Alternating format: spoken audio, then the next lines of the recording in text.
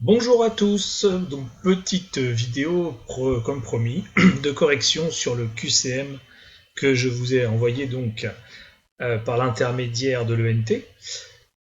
Je vous conseille d'ailleurs d'aller jeter un coup d'œil régulièrement sur cette ENT, mais j'ai décidé de plutôt poster donc des vidéos régulièrement sur ma chaîne YouTube pour permettre ici de continuer votre progression dans le programme de Terminal ES.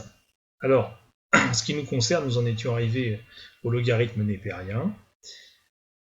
Nous avions fait le début du cours et nous avons vu la fonction en elle-même.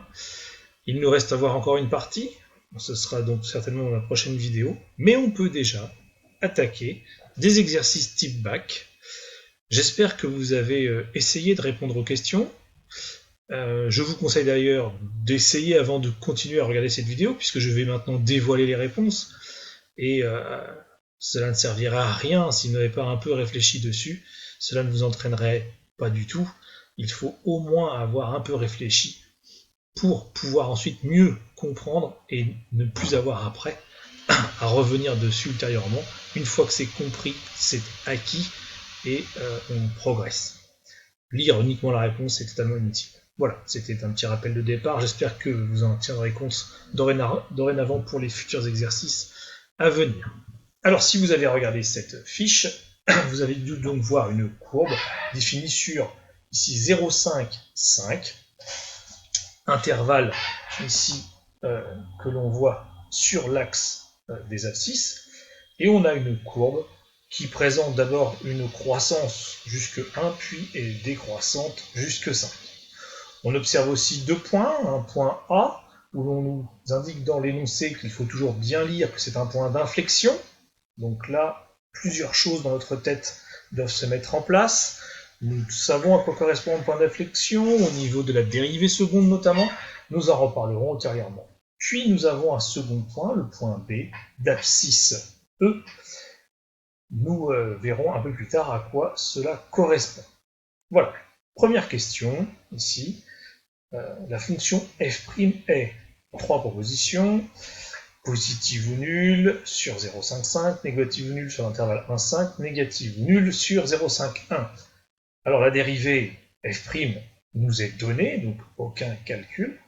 Il va donc suffire ici d'étudier son signe, et l'on constate que f' de x est un quotient. Et au dénominateur, nous avons x au carré qui est tout le temps positif. Donc f' de x sera totalement déterminé par le signe de moins 5 ln de x. Il suffit donc maintenant de raisonner sur ce produit, moins 5 fois ln de x, moins 5 étant négatif, c'est donc le signe contraire de ln de x qui va donner la réponse. Je vous résume ceci ici. Il faut donc étudier le signe de f'. Or, f' est du signe de moins 5 ln de x, car x carré est positif.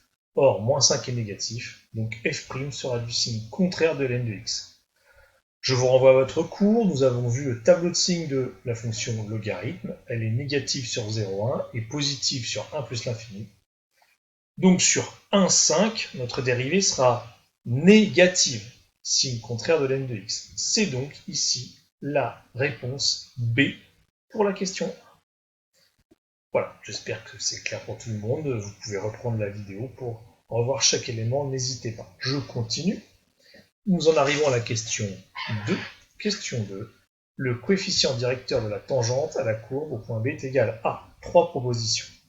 Alors, même chose, le coefficient directeur de la tangente correspond au nombre dérivé ici au point d'abscisse B, et c'est là que le nombre E intervient. Nous devons donc calculer f' de E. Nous reprenons l'expression précédente, nous remplaçons x par E, et voici ce que nous obtenons. Je l'ai rédigé pour vous ici. Donc le coefficient directeur de la tangente est le nombre dérivé en E, et nous obtenons ici f' de E, qui est égal à moins 5 ln de E sur E au carré. Or, dans notre cours, nous avons vu que ln de E était égal à 1. Je vous renvoie à la fiche que nous avions complétée ensemble à notre dernière entrevue, avant notre confinement. Donc, moins 5 fois 1 sur e carré, moins 5 sur e carré. Conclusion, moins 5 sur e carré, réponse A. Question 3. La fonction f' est croissante sur l'intervalle 0,5, 1, décroissante sur 1, 5, croissante sur l'intervalle 2, 5. Alors, la croissance de f', ça revient donc à étudier la dérivée de f', donc f seconde, donc le signe de f seconde. Mais dans le cours sur la convexité, le signe de f seconde indique graphiquement une convexité, soit concave, soit convexe. Donc, aucun calcul, on peut juste aller regarder sur la courbe sa convexité. Et qu'est-ce que l'on remarque? On va dire que A étant le point d'inflexion, on a d'abord une fonction concave, jusque ici le point A, c'est-à-dire jusque un peu plus qu'un et demi, puis une fonction convexe de 1,6 ou 7 jusqu'à 5. Que nous propose-t-on? Eh bien, on nous propose ici, en 3, croissante, c'est-à-dire pour f', croissante, cela veut dire f seconde positive, c'est-à-dire convexe. Convexe sur 0,5, 1, pas du tout, elle est concave sur 0,5, 1. Ensuite, concave sur 1,5, non, elle n'est pas concave sur 1,5. Elle est peut-être concave au début, mais après, elle est convexe. Et donc, par élimination, c'est la dernière. Donc, concave sur 0,51. Je remonte. Concave sur 0,51. Oui, c'est bien cela. Donc ici, réponse C. Voici, ici, la rédaction pour la question 3. Bien évidemment, si vous avez besoin de plus en plus de détails ou de plus de réflexion, n'hésitez pas à utiliser la touche pause de la vidéo. Je reviens ici à mon QCM. Dernière question. La valeur exacte de l'abscisse du point A de la courbe C est égale à. Alors, le point A, c'est le point d'inflexion, et nous avons vu dans notre cours qu'au point d'inflexion, la dérivée seconde s'annulait en changeant de signe.